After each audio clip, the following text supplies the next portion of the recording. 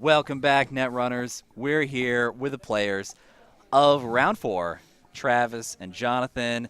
Great games, guys. You've been playing on this tournament all weekend. Seasoned veterans. Great stuff. We're going to chat about those games. But first, I want to tell you guys on stream about the giveaway that we are doing right now for this awesome snare plushie. It's coming at you. Boom. And you could be the owner of this plushie. How do you enter? Here's how you do it. Make sure you're following this channel, dodgepong, on Twitch. Follow it, and then in chat, type the phrase hashtag the number 3 and then net. Hashtag 3net, no spaces, 3 is a number. Start with the hashtag, follow dodgepong. You will be entered in this giveaway. We're going to run this during our interview, and at the end of the interview, we're going to announce our winner, and you're going to take home this sweet plushie. So go ahead and get started with that. Let's move into game 1.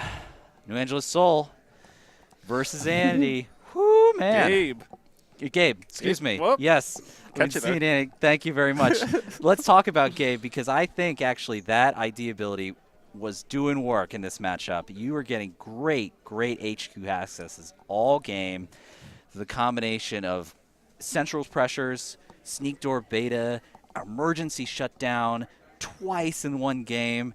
It was crazy, man. It was really great, and you were putting on pressure really heavily. Tell us about that setup. Tell us about the getting it all together in that early game. That was just so explosive. Well, so going through the sneak door, and then after hitting the toll booth, it's like, oh, we're gonna play this game again.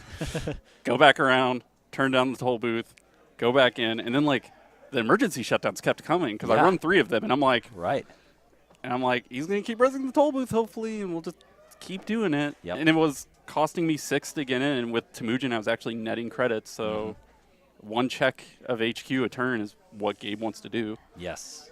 And it was pretty brutal.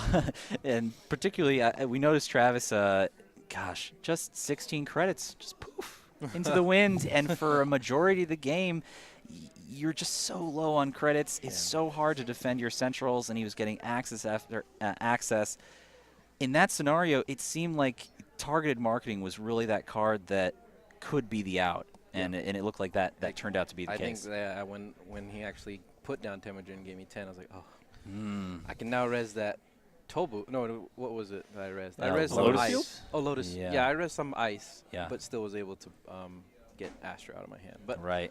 I thought during that turn I was going to lose because I had 2 agendas, and you were on 5 points. Right, we were watching that, and, that access, the odds, and it was so close, and unfortunately didn't quite get there. Talk to me about that Temujin play, right? We've got the targeted marking there. We've talked about this before when you've been here. That interplay between, I need the credits, do they get the credits, what's more important right now, can I get the win on this turn? And that Temujin, I really think that was the way you were getting into HQ at all. Because the News Hound was so taxing. Yeah, right? Mongoose doesn't like News Hound. No, it's not at 5 all. credits plus the 1 for the resistor.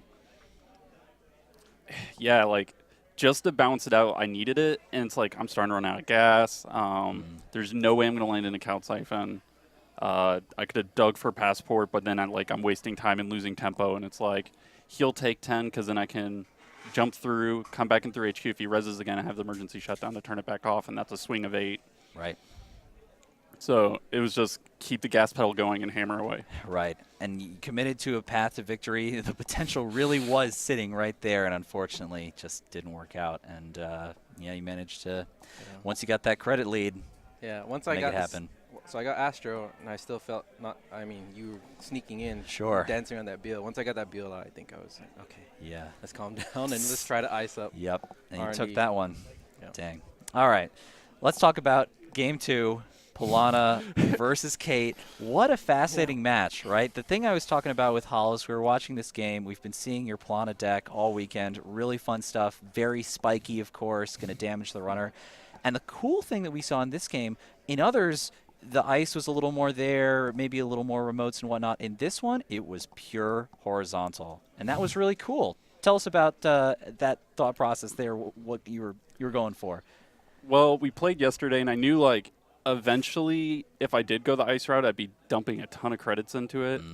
And if I try to go late game building up against Kate especially, I'm not going to be able to keep up with it, whether you have Opus or some other way of just making boatloads of money and you're just going to hammer R&D. So it's like, I got to play fast. I got to play loose.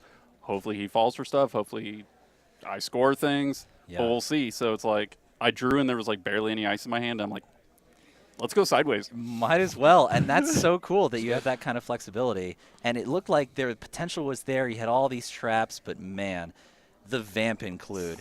These days, that card doing so much work and getting yourself in a scenario where it's going to fire and fire big, I think that's huge for you. Yeah. And I think maybe I shouldn't have asked you for your deck stuff, but I thought there was tag punishment, but once I realized there wasn't, I felt that was okay play. So maybe I shouldn't have asked you for your deck. Well, it's tough. Regardless, I mean, taking that tag could Yeah. be a little costly, but I think in the moment, just making sure those traps are completely shut off is really good. Right. And how many points did you have? You had 2? I was at 3. And You I had 3? Okay, yeah. Yeah. I just wanted to make sure. Right. So. I understand. Yeah. No, yeah, that one play where I took the GFI, I had to think really long and hard about that one. I was like, I saw the gears grinding, Yeah, and I you're was like, what are this those is an 2 agenda. advanced things Yep. on the I table? was like, Yep. it's fetal or GFI. Can't be anything else, because I think the other one is cerebral, so I guessed, and I got lucky on that one.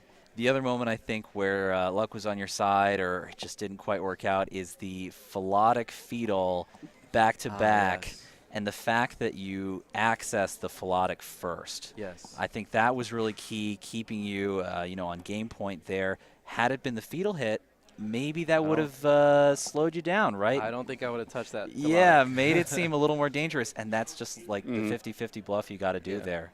I mean, that's what I had in my hand. I was like, let's hope this works. Right. And, of course, Philotic, if he's on 2 or 3 agendas, that Philotic's going to be really potent. And it looks really nice, unadvanced on the table. But in this case, didn't quite work out, and you found the stuff that you needed. Just got it, yeah. Yeah. You had like 4 cards left in deck or something like that? Yeah, that first psychic was insane. Yeah. I was just like, okay, I was poor, no cards. I had to set up somehow. So you going sideways was really smart. 'Cause it put that pressure. Right, and I think that really put you in a position where exhausting his deck was a really viable win condition, and you were quite close to getting to that state. And, just the way it goes sometimes, I think. Yep, there you go. All right, good stuff. Great games, guys. Thanks for that. We had a lot of fun watching these guys back on stream again, and good luck moving into that top 8. See if you make it. Let's get to our giveaway here. The drawing has just been closed. Our interview is over, and it is time to award the snare. The winner is at Frying Pan in a Can. Whoever you may be, you're going to fry yourself a snare with this lovely plushie straight from PeachHack. We're going to get your information. Congrats, Frying Pan in a Can. You are the winner. You done good. So we're going to get this to you soon. Had a lot of fun here. I never want to see a snare again. Never want to see a snare again. The snare of the game. All right. We are going to be right back. We've got our card reveal coming up soon after this. We're going to get Hollis back on here. We definitely want him for that card, and we're going to give that to you ASAP. Join us then, and after that, top 8 awaits. Join us. See you soon.